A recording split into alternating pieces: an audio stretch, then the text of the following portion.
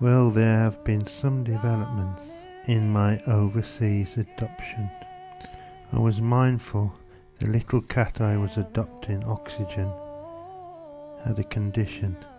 She had kidney stones, and although they were less and getting smaller, they were still present.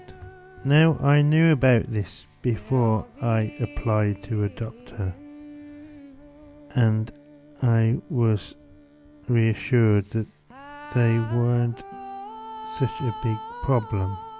But in hindsight, they were.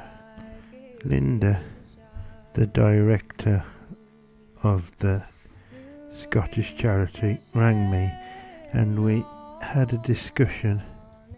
We decided that what was best for Oxy was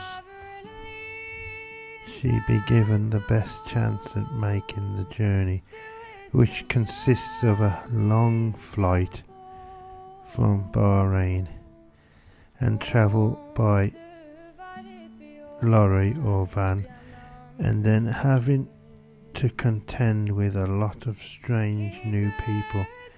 It would be a big stress.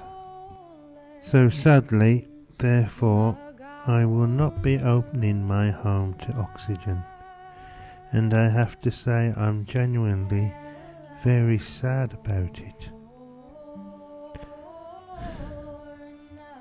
I will, however, still be getting a cat from Clanmacat, Scotland, but it might be a while before I see a suitable cat.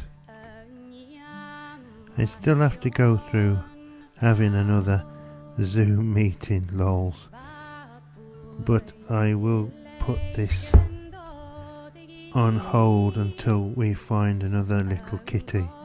I'm sorry to the followers of this thread and my Threeketszenkay family, but we shall have a happy ending one day, I promise. Love, Human K.